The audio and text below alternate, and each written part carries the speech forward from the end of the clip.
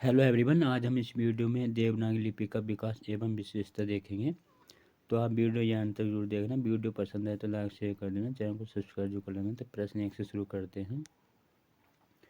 देवनागरी का सर्वप्रथम प्रयोग किसके शिलालेख में हुआ है? ऑप्शन ए जयभट्ट के, ऑप्शन बी अशोक मौर्य के, ऑप्शन सी चंद्रगुप्त के, डी है हर्षवर्धन। तो देवनागरी का सर्वप्रथम प्रयोग जो हुआ है जयभट्ट के शिलालेख में हुआ, ऑप्शन ए ठीक हो जाएगा। प्रश्न 2 देखते हैं। देवनागरी लिपि का विकास माना जाता है देववाणी से, खरोष्टी से, ब्राह्मी से या सिंधु लिपि से? तो इसका जो माना जाता है ऑप्शन आंसर भी दिख रहा है, ऑप्शन सी ठीक हो जाएगा, ब्राह्मी से हो जाएगा। देवनागरी लिपि का विकास जो माना जाता है ब्राह्मी से माना जाता है।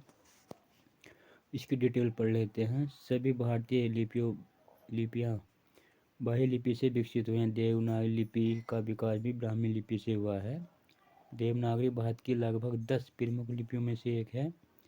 देवनागरी एक आक्षरिक लिपि है जो प्रचलित लिपियों जैसे रोमन, अरबी, चीनी आदि में सबसे अधिक वैज्ञानिक है। अधिकतर लिपियों की तरह देवनागरी भी बाएं से दाएं की तरफ लिखी जाती है। प्रत्येक शब्द के ऊपर एक रेखा खींची होती है। कुछ वर्णों जैसे ध, भ, थ इत्यादि के ऊपर रेखा कटी हुई होती है, जिसे शिरोरेखा कहते हैं। अंग्रेजी भाषा की लिपि रोमन तथा उर्दू भाषा की लिपि अरबी फारसी होती है। प्रश्न 3 देखते हैं। देवनागरी का विकास किस लिपि से हुआ है? तो देवनागरी का विकास किस लिपि से हुआ? ऑप्शन है खरोष्टी, बी ब्राह्मी, सी है फारसी, डी है रोमन। तो ब्राह्मी से हुआ है देवनागरी का विकास। प्रश्न 4 देखते हैं। देवनागरी लिपि का विकास किससे हुआ है? ब्राह्मी से हुआ है, अभी पढ़ा था हमने। प्रश्न 5 देखते हैं। देवनागरी लिपि का विकास हुआ है ब्राह्मी लिपि से हुआ है। रिपीट हो रहे हैं, कई बार बोर्ड क्वेश्चन आए हुए हैं ये सब। प्राचीन देवनागरी लिपि का विकास से हुआ है कुटिल लिपि से हुआ है, ऑप्शन ए ठीक हो जाएगा। कुछ विवरण पढ़ लेते हैं इसको। प्राचीन देवनागरी लिपि का विकास कुटिल लिपि से हुआ। इस कुटिल लिपि से 8-9वीं शताब्दी के लगभग नागरी के प्राचीन रूप का विकास हुआ, जिसे प्राचीन नागरी कहते हैं। प्राचीन नागरी का क्षेत्र उत्तरी भारत है, किंतु दक्षिणी भारत के कुछ भागों में भी यह मिली है। दक्षिण भारत में इसका नाम नागरी न होकर नंदी नागरी है। प्राचीन नागरी से ही आधुनिक नागरी गुजराती, महाजनी, राजस्थानी, कैथी, मैथिली, असमिया, बंगला आदि लिपियां विकसित हुई हैं।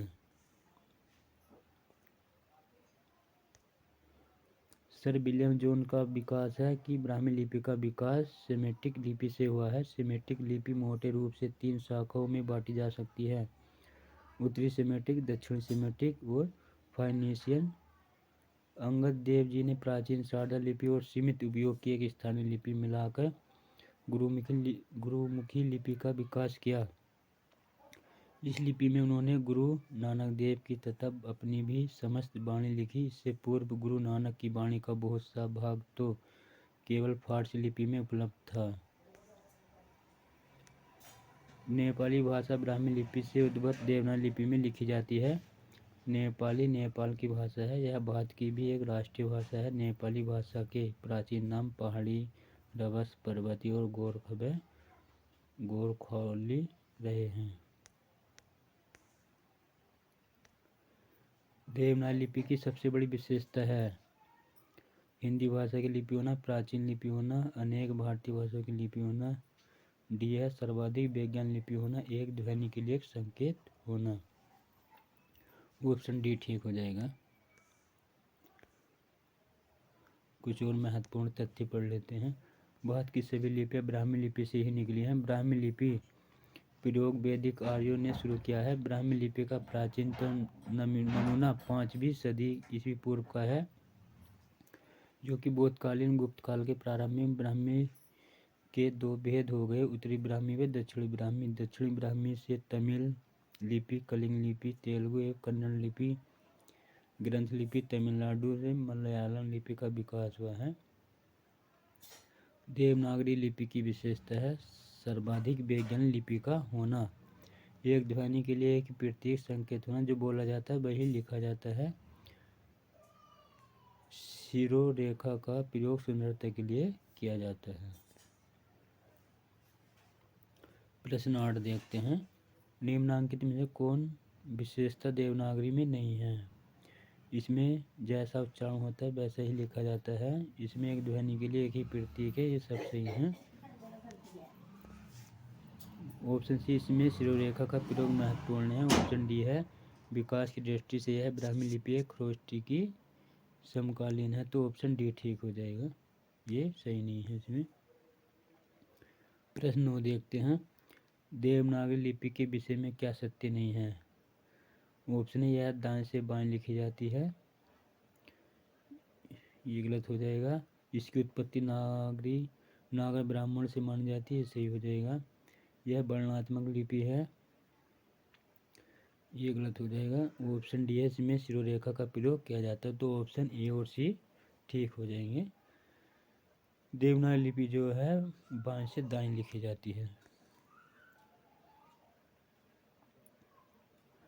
देवनागरी लिपि बाएं से दाएं लिखी जाती है। इसकी उत्पत्ति नागर ब्राह्मण से मानी जाती है। यह अक्षर पर आधारित लिपि है, इसलिए इसे अक्षरात्मक लिपि कहते हैं। इसमें शिरोरेखा का प्रयोग किया जाता है। द्विवेदी जी ने देवनागरी को संस्कृत लिपि भी कहा है। द्विवेदी जी ने क्या कहा? देवनागरी को संस्कृत लिपि कहा है।